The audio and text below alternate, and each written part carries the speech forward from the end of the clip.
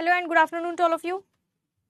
आज मराठास का second part पढ़ने वाले हैं अपन, ठीक है। तो अगर कल के लेक्चर से कोई डाउट है तो वो पूछ लो। आज जो है अपन मराठा वॉर खत्म कर देंगे, ठीक है। खत्म कर देंगे इनका युद्ध आज हम। आई बात समझ में? बहुत लड़ रहे हैं ना ये, इनका युद्ध ही खत्म कर देंगे आज, ठीक है। चलो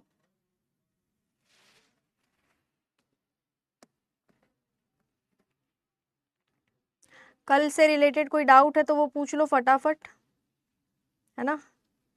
नहीं है तो बहुत अच्छी बात है तो पूछ लो।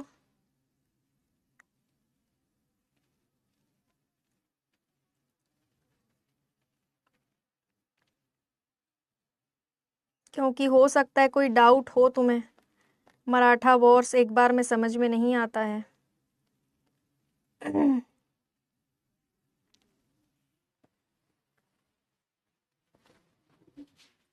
ठीक है चलो।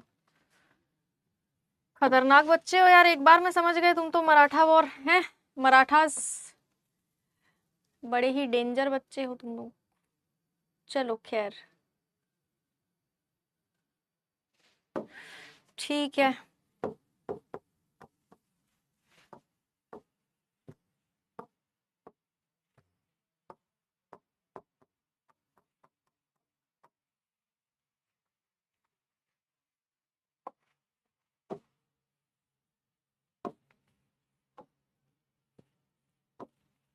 रिवीजन कर ले एक बार फिर शुरू करें। देखो कल क्या बताया था मैंने। गुड आफ्टरनून बेटा, राधे राधे। देखो कल मैंने क्या बताया था, ये जो है ये मराठा साम्राज्य है, ठीक है। ये पूरा का पूरा मराठा साम्राज्य वाला हिस्सा है, ये पूरा का पूरा, है ना, मराठा साम्राज्य वाला हिस्सा। अब मैंने तुमको क्लियरली ये कल दिखाया था मैप, अगर तुम्हें ध्यान हो, अरब सागर से लेकर बंगाल की खाड़ी तक पूरा का पूरा ये फैला हुआ था, है ना। चलो नेक्स्ट देखो।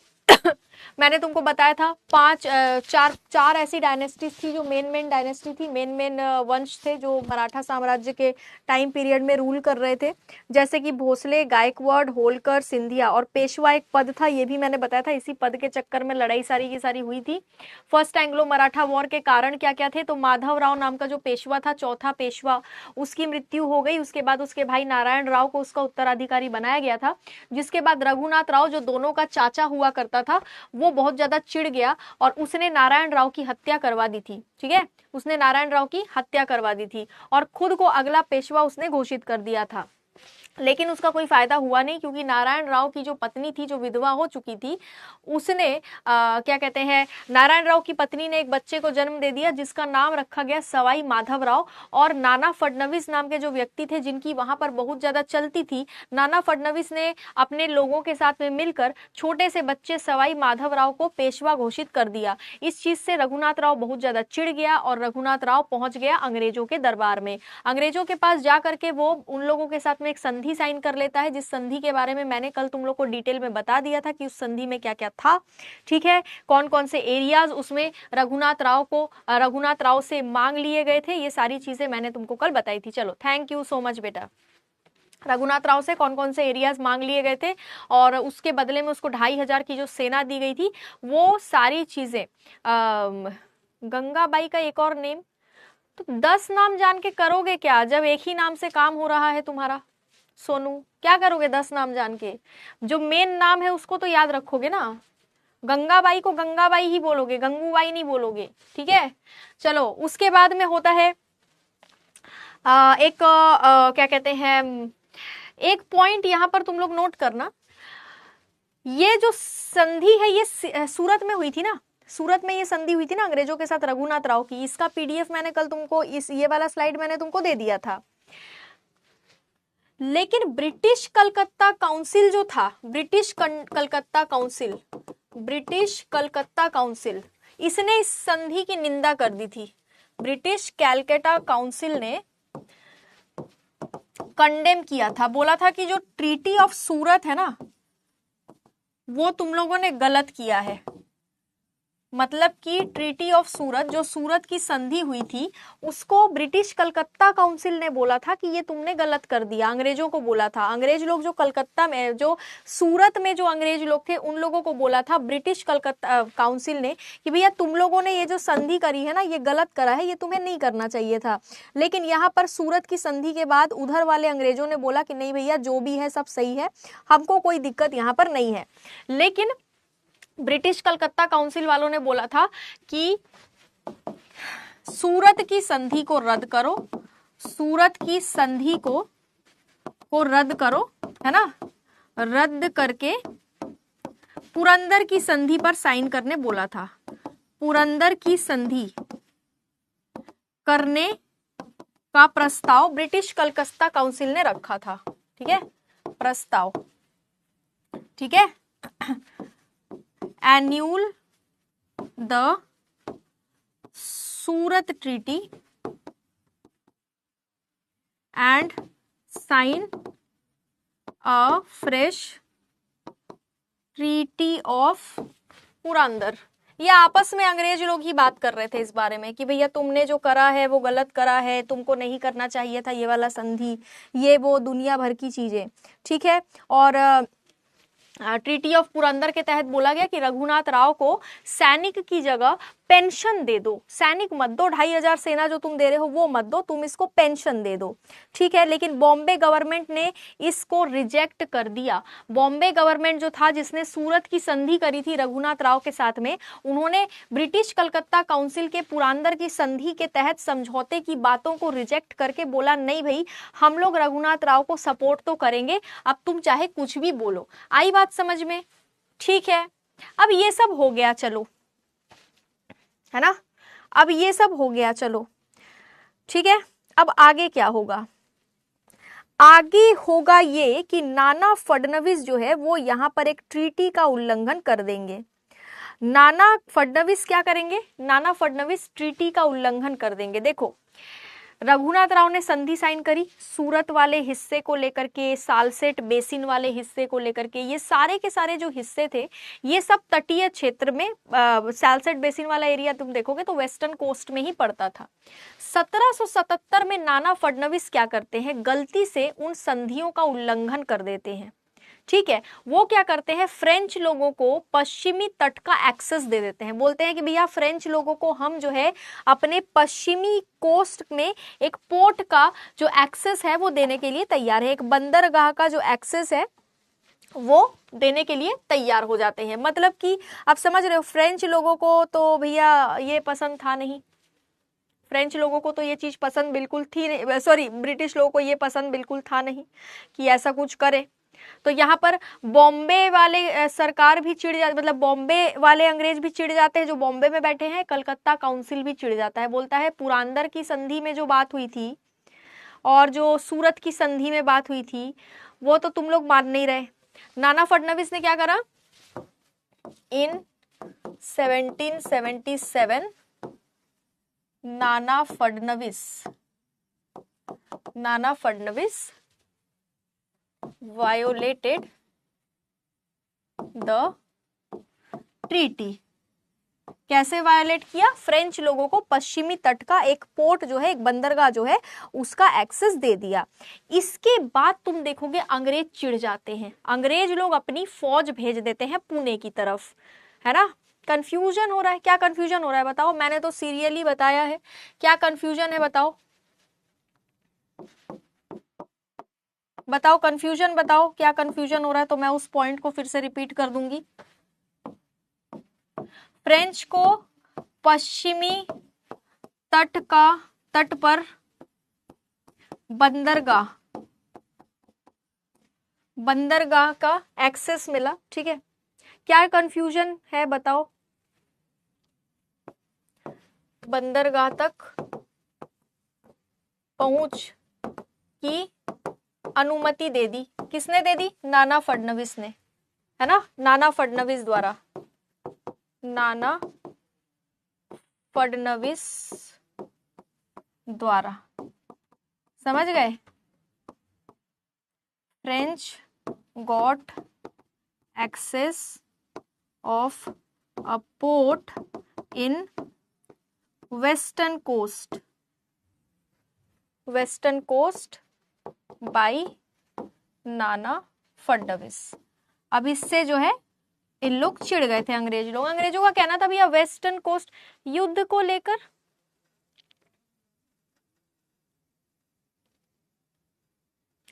किसने किसको दिया, क्या क्या किसने किसको दिया?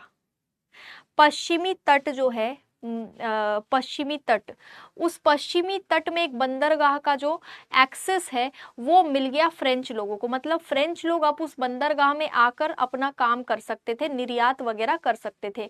इस बात से चिढ़ गए थे अंग्रेज लोग, क्योंकि ये जो ब्रिटिशर थे ये फ्रेंच को पसंद नहीं करते थे।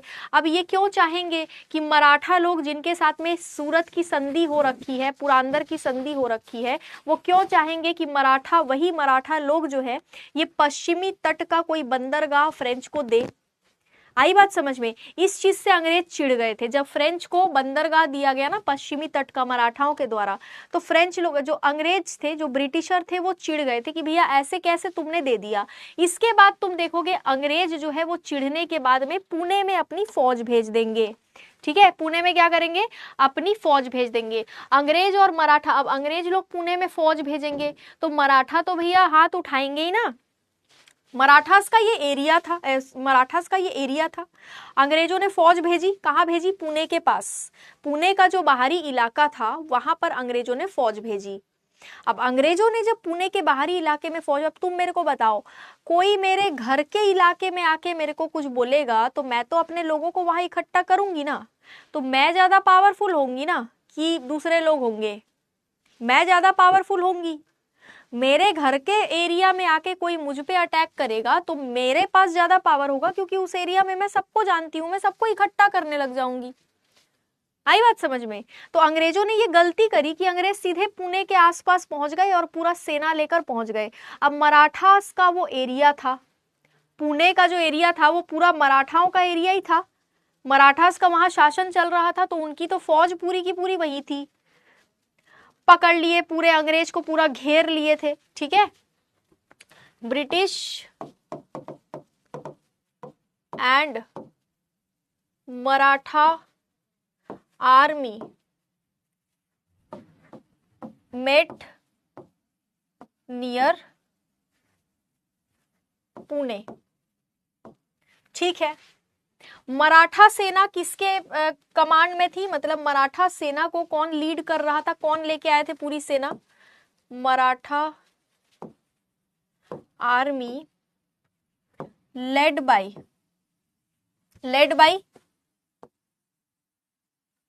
महडजी Scindia.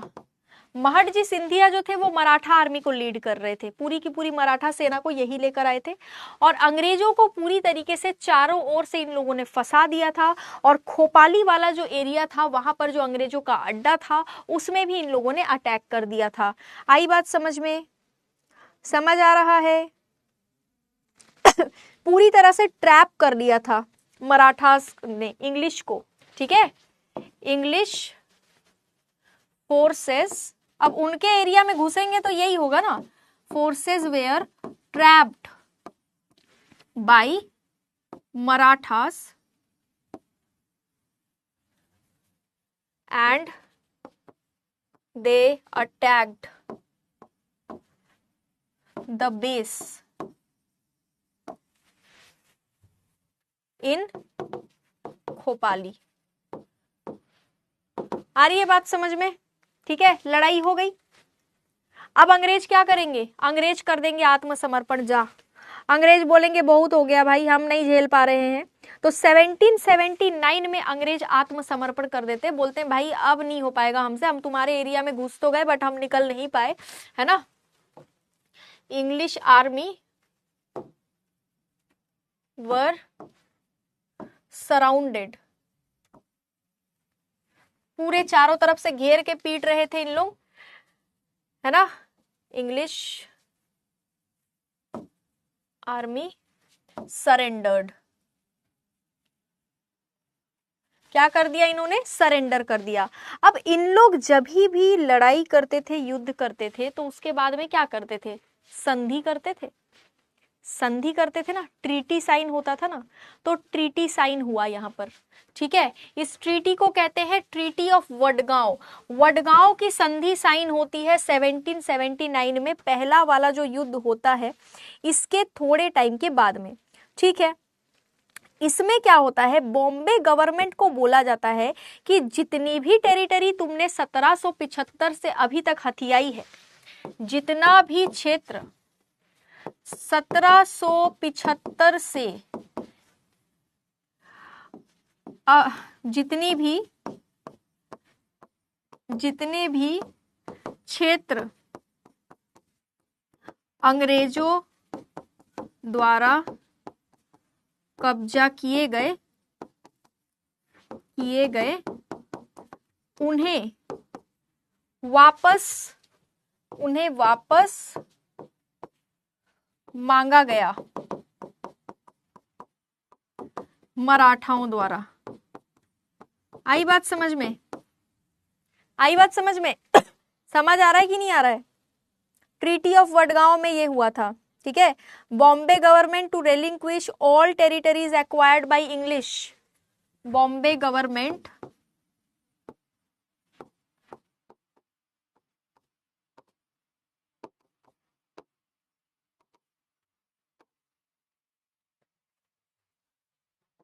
all the territories acquired by English यानी ब्रिटिश since 1775। अब याद करो 1775 में ऐसा क्या हुआ था? 1775 में सूरत की संधि हुई थी ना। कल मैंने पीडीएफ में इस स्लाइड को भर के लिखा था, तो पढ़ा होगा तुमने स्लाइड में कि कौन कौन सा क्षेत्र, सालसेट बेसिन, सूरत, भरूच, ये सारे के सारे क्षेत्र अंग्रेजों ने बोले थे ना कि हम इसको टेक ओवर करेंगे, सब वापस करना पड़ा वडगांव की संधि में। आई बात समझ में? इसके बाद वैरन हेस्टिंग ये सब देख रहा होता है। वैरन हेस्टिंग जो था वो सब देख रहा होता है, वो अंग्रेज था, वैरन हेस्टिंग सब देख रहा था। इसका दिमाग खराब हो गया, बोला कि यार ये क्या तरीका है, हम तो ऐसे नहीं मानेंगे। वैरन हेस्टिंग ने बोला वडगांव की संधि को रद्द करो, वडगांव की संधि को हम नहीं मानते, हम नहीं देंगे पूरा क्षेत्र इनको। मराठा वॉर अभी खत्म नहीं हुआ है, पहला मराठा वॉर अभी खत्म नहीं हुआ है, ठीक है, ये पहला ही चल रहा है। आई बात समझ में? वैरन हेस्टिंग बंगाल का गवर्नर जनरल था, है ना, इसने वडगांव की संधि को रिजेक्ट कर दिया। वैरन हेस्टिंग गवर्नर जनरल था बंगाल वाले क्षेत्र में, ठीक है। Warren Hasting rejected the treaty of Wadgaon और बोला अपन युद्ध करेंगे, हम फिर से युद्ध करेंगे, ठीक है। पूरा सेना भेज दिया वैरन हेस्टिंग एक बार फिर से। और ये जो सेना है ये किसके साथ भेजता है? तो ये भेजता है कर्नल गोदार्द के साथ में, ठीक है। सेना भेजी कर्नल गोदार्द के साथ, ठीक है। He sent a huge army with colonel Goddard. आई बात समझ में? कर्नल गोदार्द के साथ पूरी की पूरी सेना जो है वो ये भेजते हैं। और उसके बाद क्या होता है, अहमदाबाद वाले एरिया को कैप्चर कर लेते हैं, बेसिन वाले एरिया को कैप्चर, मतलब जो जो वापस दिया था वो एरिया पूरा का पूरा जो है कैप्चर कर लिया जाता है। इसके बाद यहाँ पर देखा जाता है कि जो मराठास थे वो थोड़े से हो जाते हैं कि अरे यार, मतलब थोड़े कमजोर पड़ने लगते हैं, ठीक है। अच्छा, ये वही रिपीट हो गया है, ठीक है ना। मैं ना ये बीच वाले स्लाइड हटा देती हूँ, नहीं तो तुम लोग बाद में कंफ्यूज हो जाओगे।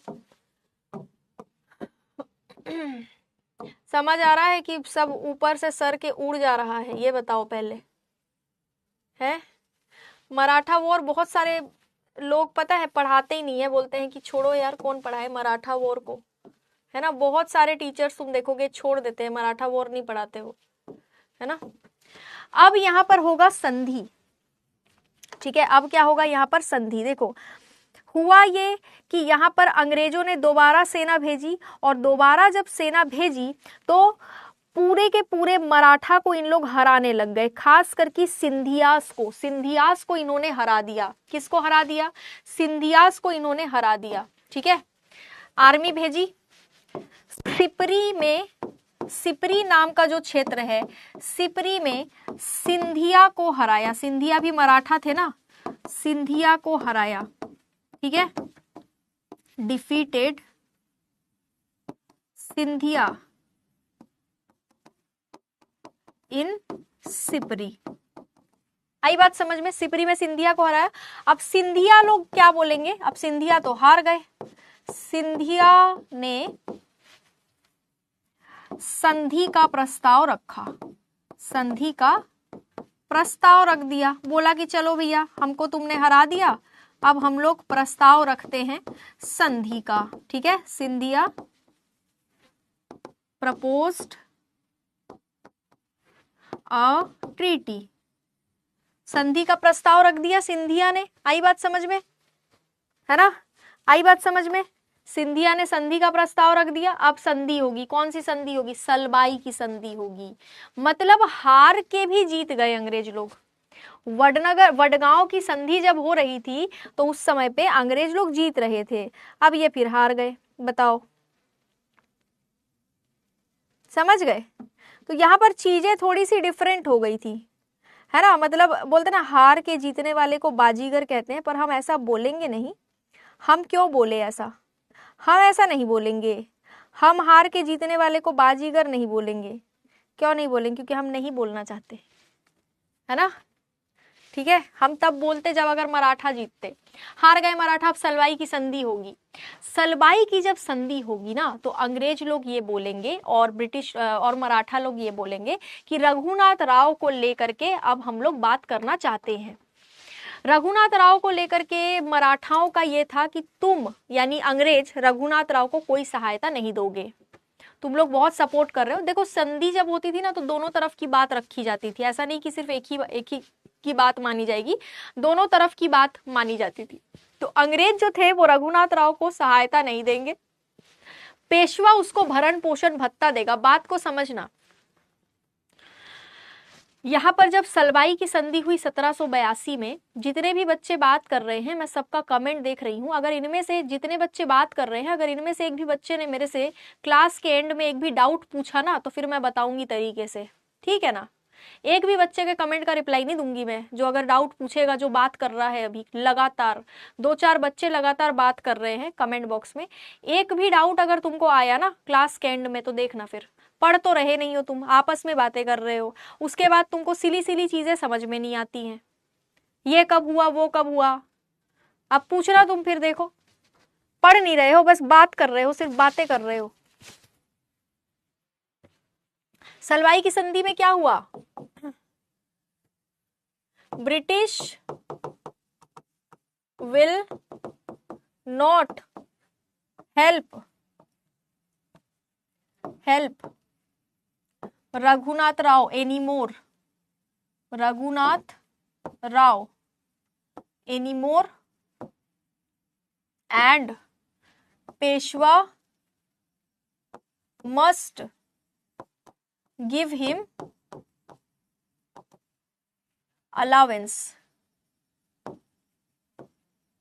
भत्ता मतलब पैसा, भरण पोषण, पैसा, है ना, रहने के लिए, जीवन जीने के लिए जिस चीज की। देखो रघुनाथ राव को ना तो मराठा पसंद करते थे, ऊपर से जब ये संधि हुई तो मराठाओं ने अंग्रेजों को बोल दिया कि भाई देखो सब कुछ हम मानने को तैयार हैं, लेकिन तुम जो रघुनाथ राव को सपोर्ट कर रहे हो ना वो अब तुम नहीं करोगे। तो अंग्रेजों ने बोला ठीक है हम सपोर्ट नहीं करेंगे, लेकिन रघुनाथ राव का अब क्या होगा। तो अब मराठाओं को अंग्रेजों ने बोला देखो यार वो भी इंसान है, तो तुम एक काम करना, हम उसको सपोर्ट नहीं करेंगे, है ना। मनीष कुमार, बात नहीं भी करते हैं तब भी समझ में नहीं आता है। हाँ तो फिर तुम्हारे दिमाग में ही कुछ कमी है, तब तो तुम्हारे दिमाग में कमी है। अब इसका कोई कुछ नहीं कर सकता, दिमाग का इलाज करा लो, क्योंकि मैं तो हिंदी में पढ़ा रही हूँ, सबको समझ में आ रहा है, अब तुमको ही समझ में नहीं आ रहा है। दिमाग का थोड़ा सा इलाज कराओ, थोड़ा सा बुद्धि खुलेगा तो चीजें समझ में आ जाएंगी। तो फिर तुम एक काम करो, तुम बात ही कर लो, है ना। तुमको बढ़िया मैं जो है तुम्हारा एक्सेस वैक्सेस हटवा देती हूँ, तुम जो है बात ही कर लो। मैम समझ में नहीं आ रहा है।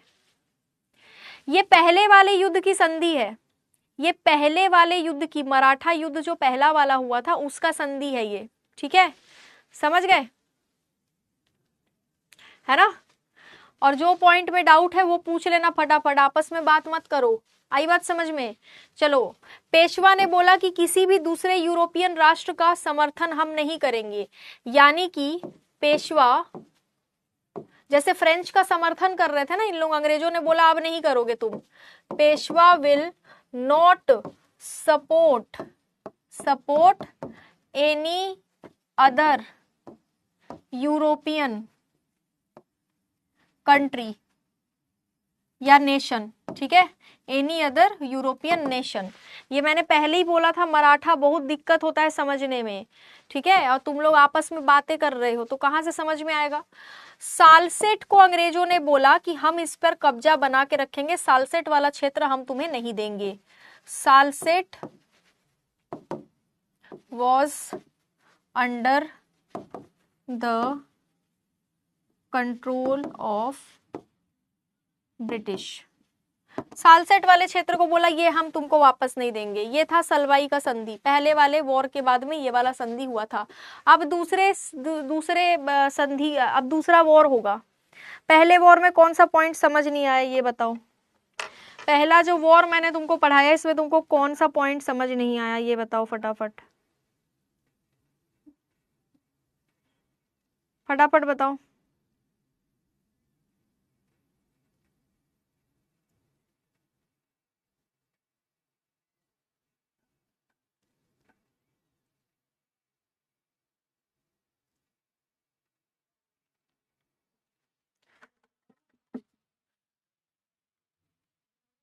हाँ, अब पूछ लो, पूजा आप कहाँ से हैं, आप क्या करती हैं, आप क्या खाती हैं, आप कितने टाइम सोती हैं, यही पूछ लो। यही तो पूछेगा पेपर में कि पूजा कहाँ रहती है, पूजा क्या खाती है, और पूजा कहाँ जो है कितने बजे सोती है। पूजा को भी डिस्टर्ब कर रहे हो, पूरा क्लास को डिस्टर्ब कर रहे हो। बातें कर लो, फिर बाद में बोलना हमें तो कुछ समझ ही नहीं आया कि आपने क्या क्या पढ़ा दिया। तुम लोगों को कमेंट करने का जो वो है ना, जो अधिकार है वो तुम लोगों से छीन लेना चाहिए मेरे को, लेकिन मैं बहुत अच्छी हूँ इसलिए मैं छीन नहीं रही हूँ, ठीक है। तो तुम लोग थोड़ा सा इस मर्यादा को जो है पालन करो, इस मर्यादा का, है ना। और पूजा क्या कर रही है और कहाँ रह रही है वो जान के तुम्हारा पेपर नहीं निकलेगा, पूजा का पेपर निकल जाएगा, तुम्हारा नहीं निकलेगा। आई बात समझ में। पूजा कहाँ रहती है, पूजा को जानना है। द्वितीय एंग्लो मराठा युद्ध, सेकेंड एंग्लो मराठा वॉर। देखो दूसरा वॉर देखो, अब ध्यान से थोड़ा वॉर हो रहा है यहाँ, वो पूजा का पता पूछ रहा है। सेकेंड एंग्लो मराठा वॉर 1803 से 5, 1803 से 5। क्या बैकग्राउंड था इसका, क्यों हुआ था ये क्यों हुआ था।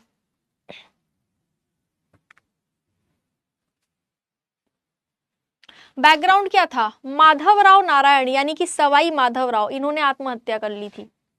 इन्होंने, सवाई माधवराव ने कुछ कारणवश आत्महत्या कर ली थी। ये कारण आज तक डिक्लेयर्ड नहीं है कि आखिर क्या ऐसा वो था, मेन कारण क्या था जिसकी वजह से आत्महत्या करी थी, लेकिन कर ली थी ये पता है सबको, ठीक है ना। बिल्डिंग से कूद गए थे।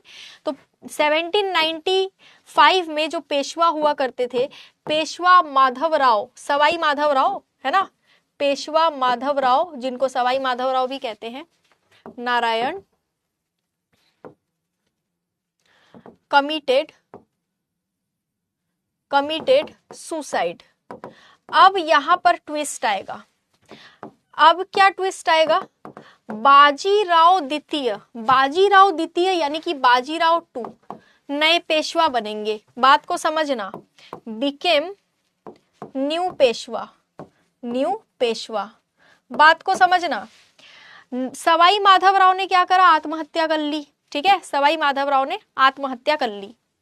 आत्महत्या कर ली तो पेशवा का पद खाली हो गया। अब पेशवा का पद इतना ज्यादा इंपॉर्टेंट था कि उसको तो भरना ही था, तो पेशवा के पद को भरा गया, उस पर बिठाया गया बाजीराव द्वितीय को। और ये जो बाजीराव द्वितीय है, ये जो बाजीराव द्वितीय है 1803 से 1806 या 5, वो तुमको आगे समझ में आ जाएगा। 5 लिखा है, अभी 5 ही रहने दो, वो आगे जब मैं संधि वंधि पढ़ाऊंगी तो तुमको समझ आ जाएगा। अंशु प्रजापति, अभी इतना मत परेशान हो, ठीक है।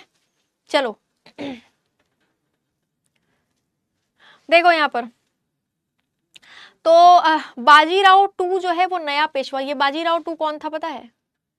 किसका बेटा था ये था रघुनाथ राव का बेटा।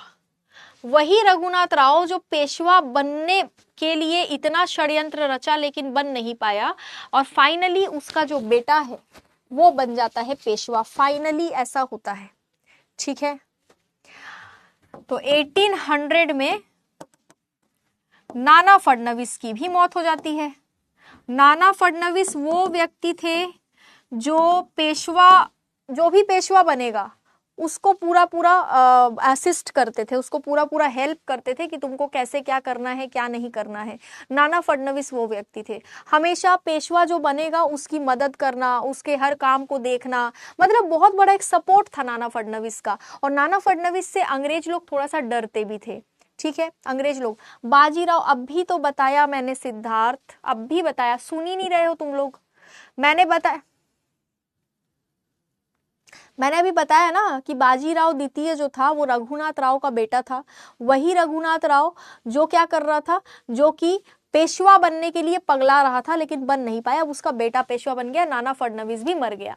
अब 1801 में क्या होगा, ये जो बाजीराव द्वितीय जो पेशवा बना इसका दिमाग खराब हो जाएगा और अचानक से क्या कर देगा, जसवंत राव होलकर के भाई की हत्या कर देगा। इन लोग आपस में लड़ते रहते थे, बताओ, इन लोग आपस में लड़ते रहते थे। इन लोग क्या करते थे, आपस में लड़ते रहते थे। यहां पर 1801 में पेशवा बाजीराव द्वितीय ने क्या करा, killed the brother of Jaswant Rao.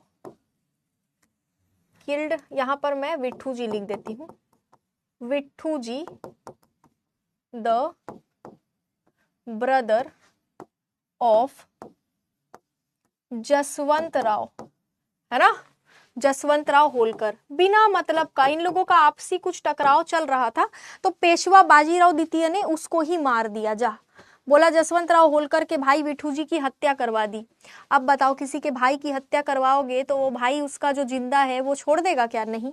1802 में भिड़ गए इन लोग, अंग्रेज लोग बैठ के देख रहे थे। 1802 में हडस्पर में जसवंत ने पेशवा और सिंधिया की सेनाओं को हरा दिया, क्योंकि पेशवा ने जब इसके भाई को मारा था ना, जसवंत राव होलकर के भाई को, तो पेशवा का सपोर्ट कर दिया था सिंधिया ने।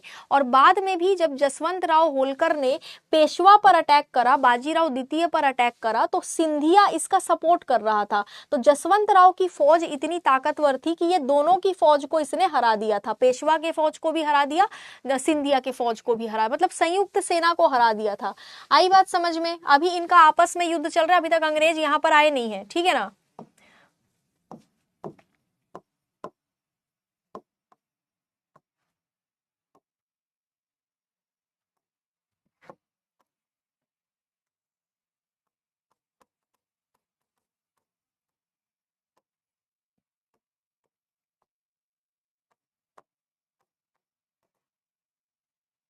ठीक है, हरा दिया। अब बाजीराव द्वितीय जो है अब हार गया ना, पेशवा कौन था? बाजीराव द्वितीय था ना, हार गया ना, जसवंत राव ने हरा दिया। अब डर के मारे भाग जाएगा ये, कहाँ भागेगा ये? बेसिन भागेगा। बाजीराव टू जो पेशवा था, पेशवा ही भाग गया, है ना, एस्केप्ड टू बेसिन। सालसेट और बेसिन वाला क्षेत्र कौन कब्जा करके बैठा था? अंग्रेज लोग बैठे थे वहां पर। तो ये बेसिन भाग जाता है और जाकर अंग्रेजों के साथ में एक संधि कर लेता है, signed a treaty with British. Signed a treaty with British, अंग्रेजों के साथ सेम वही चीज करा इसने जो इसके पिताजी ने करा था, रघुनाथ राव ने जो करा था वही इसने भी करा। बेसिन की संधि साइन करता है ये 1802 में, ठीक है, अंग्रेजों के साथ में जसवंत राव से डर के भागता है और संधि साइन करता है। बेसिन की संधि 1802 में साइन होती है। अब तुम ये सोचो, मराठा साम्राज्य का पेशवा भाग गया है अंग्रेजों के पास, कितनी बुरी बात है ये, ऊपर से संधि भी साइन कर ली है। संधि के तहत मराठाओं ने सहायक संधि को अपना लिया, मतलब कि बोल दिया कि ठीक है अंग्रेजों की फौज हमारे मराठा साम्राज्य के बाहर, मराठा साम्राज्य के अंदर खड़ी रहेगी ताकि कोई भी बाहर का अटैक ना कर सके। अब पेशवा ने साइन किया है, मतलब पूरा मराठा सेना, इस मराठा साम्राज्य इसमें लपेटे में आ गया, क्योंकि पेशवा सबसे ज्यादा पावरफुल था उस समय, वो जो बोला वही हुआ, ठीक है। तो यहाँ पर पेशवा ने क्या, मतलब पेशवा का जो पद है वो गलत आदमी के हाथ में चला गया, वही चीज हुई, इसने अपने पिताजी का ही, पिताजी जैसा ही काम करा ना। मराठास एक्सेप्टेड सब्सिडियरी अलायंस, बस सहायक संधि को स्वीकार कर लिया, बात ही खत्म हो गई। इसके बाद पेशवा ने बोला कि सूरत जो है वो हम तुमको दे देंगे, सूरत शहर जो है वो, अभी तक तो इसका रेवेन्यू दे रहे थे सिर्फ, अब ये पूरा शहर ही दे देंगे, ठीक है। City of Surat was given to British,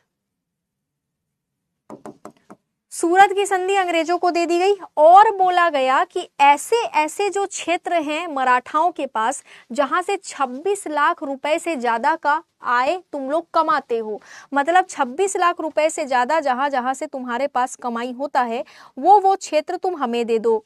to cede the company territories, है ना, to cede the company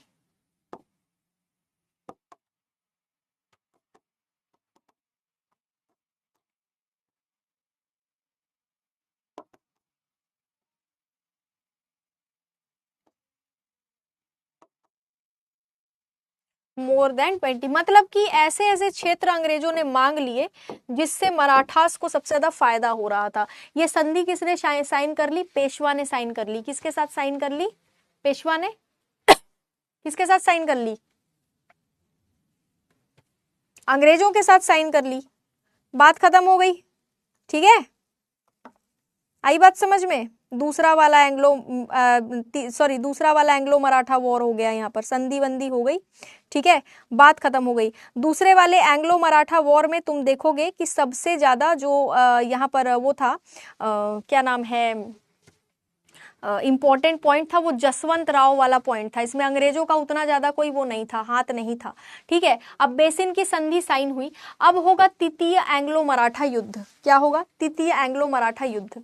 basin की संधि साइन हो चुकी है, ठीक है, अब तृतीय वाला एंग्लो मराठा युद्ध होगा। यहाँ पर तुम देखोगे अब बैकग्राउंड में चल रहा था बेसिन की संधि, जिसमें मराठा नेताओं की भावनाओं को आहत किया गया, मतलब कि जो बेसिन की संधि हुई थी उसमें मराठास जो है वो बहुत दुखी हो गए थे, बहुत ज्यादा उन लोगों को इमोशनल डैमेज देखने को मिला था, उनको बहुत बुरा लगा था कि यार ये क्या है, सब्सिडरी अलायंस साइन कर लिया हमारे पेशवा ने। फिर पेशवा बाजीराव द्वितीय को जो है यहाँ पर एहसास होता है कि यार ये गलत हो गया, है ना, क्योंकि देखो इंटरफेरेंस तो बढ़ ही जाता है ना, इंटरफेरेंस तो बड़ी, जिन बच्चों को समझ में नहीं आ रहा है ज्यादा सर फोड़ने की जरूरत नहीं है, बहुत ज्यादा सवाल यहाँ से बनते नहीं है, तुम लोगों को 2 बार और ये लेक्चर रिपीट करके देखना पड़ेगा, चीजें समझ आ जाएंगी। अगर फिर भी नहीं आई तो एक बार MCQ DPP क्विज लगा लेना, ज्यादा क्वेश्चन यहाँ से नहीं फंसते हैं, ठीक है क्या। तो बेसिन की संधि की वजह से मराठा नेताओं की भावना को आहत हुआ, पेशवा ने पुणे में ब्रिटिश रेसिडेंसी पर हमला कर दिया। अब पेशवा को भी समझ में आ गया था कि यार गलत हो गया, है ना, सबके सब जो है बहुत दुखी हो गए हैं, और पेशवा को भी इतना ज्यादा इंटरफेरेंस जो है वो पसंद नहीं आ रहा था। अब पेशवा का जो है बुद्धि खुल गया था, आई बात समझ में, पेशवा की बुद्धि अब खुल चुकी थी। इसके बाद होगा तीसरा वाला एंग्लो मराठा युद्ध। क्या होगा, तीसरा वाला एंग्लो मराठा युद्ध होगा, जिसमें पेशवा, अब कुछ चीजें बैकग्राउंड में चल रही थी, जैसे पिंडारीज जो हुआ करते थे उस समय पे, जो पिंडारीज हुआ करते थे उनको लेकर के इनके अंग्रेजों के बीच में और मराठास के बीच में थोड़ा सा इशू क्रिएट हो गया था। ठीक है, अंग्रेज जो है वो पिंडारीज को पसंद नहीं करते थे। पिंडारीज के खिलाफ उन लोगों ने कई सारी ऐसे नियम लागू कर दिए थे कि जहां देखोगे वहीं से उनको पकड़ के ले आओ, क्योंकि उन लोग हमें लूट रहे हैं। और पिंडारीज को यहाँ पर मराठास जो है सपोर्ट किया करते थे, क्योंकि वो पिंडारीज जो है वो मराठास के साथ ही पहले काम किया करते थे। आई बात समझ में?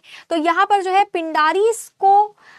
पिंडारीज के अगेंस्ट काम करने के चक्कर में अंग्रेजों का मराठास के साथ में क्लैश हो गया था। ये बस इतना सा ध्यान रखना, और ज्यादा कुछ तुमको इतना सोचने की जरूरत नहीं है। उसके बाद पेशवा क्या करता है? Peshwa attacked British residency. जो ब्रिटिश रेसिडेंसी था जहां अंग्रेज रहते थे, पुणे में जहां पर अंग्रेज रहते थे वहां पर अटैक कर देता है। कौन अटैक कर देता है? पेशवा अटैक करता है। अप्पा साहेब क्या करते हैं? अप्पा साहेब भी मराठा ही थे। इन लोग अब अलग अलग क्षेत्रों में जा जाकर अंग्रेजों पर अटैक करेंगे। Appa Saheb attacked the residency of Nagpur, है ना, नागपुर रेसिडेंसी पर अप्पा साहेब का अटैक हुआ। अब दूसरी तरफ से अंग्रेजों ने बहुत भयानक तरीके से रिटेलिएट किया। ठीक है, ब्रिटिशर ने जवाबी हमला किया, पेशवा को हरा दिया खिड़की वाले क्षेत्र में। भोसले के साथ भी इनका लड़ाई हुआ तो उसको सीताबर्दी वाले क्षेत्र में हरा दिया। इसके बाद तीसरा वाला एंग्लो मराठा युद्ध भी खत्म हो गया। ठीक है क्या? तीसरा वाला एंग्लो मराठा युद्ध भी यहाँ पर खत्म हो जाता है। ये 3 एंग्लो मराठा युद्ध लोगों का दिमाग घुमा देते हैं, मेरे को पता है तुम्हारा भी घूम गया होगा, है ना? ठीक है, समझ गए? अच्छा, दूसरा वाला एंग्लो मराठा युद्ध में मैंने शायद कुछ पॉइंट्स छोड़ दिए यार। बेसिन की संधि के बाद तो मैंने तुमको बताया ही नहीं कि हुआ क्या था। चलो यहाँ पर आ जाओ, ये जो बेसिन की संधि हुई थी, है ना, बेसिन की, दूसरे वाले में आ जाओ। ये जो बेसिन की संधि हुई थी मैंने इसके बाद बताया ही नहीं, कमेंट भी ऑफ है, कोई नहीं। बेसिन की जो संधि हुई थी दूसरे वाले एंग्लो मराठा युद्ध में, इसके बाद क्या होता है? इसके बाद होता यह है कि भाई अब जसवंत राव के खिलाफ अब हेल्प करेगा कौन? अंग्रेज। ठीक है, जसवंत राव के खिलाफ अब अंग्रेज किसकी हेल्प करेंगे? पेशवा की हेल्प करेंगे कि नहीं करेंगे? पेशवा की हेल्प अब जसवंत राव के खिलाफ अंग्रेज करेंगे। 1804 में जसवंत राव ने इंडियन रूलर्स के साथ में 1804 में जसवंत राव द्वारा भारतीय शासकों को एकजुट करने की कोशिश की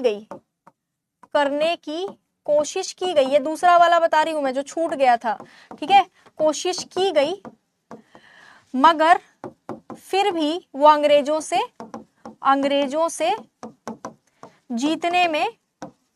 जीतने में असमर्थ रहे। ठीक है, जीतने में असमर्थ रहे, है ना। मतलब कि जसवंत राव जो है वो बिल्कुल भी नहीं जीत पाया अंग्रेजों से, क्योंकि यहाँ पर अंग्रेज किसका सपोर्ट कर दिए थे? अंग्रेज सपोर्ट कर दिए थे किसका? पेशवा का सपोर्ट कर दिए थे यहाँ पर, क्योंकि पेशवा उनके पास गया था ना। इसके बाद 1805 तक यहाँ पर युद्ध चलता है। मराठा यहाँ पर जो जसवंत राव जो सेना लेकर आता है मराठास का, वो हार जाती है। और दूसरा वाला एंग्लो मराठा युद्ध भी जो है यहाँ पर मराठास द्वारा हारा गया, मतलब मराठा हार गए थे इसमें। ठीक है, मराठा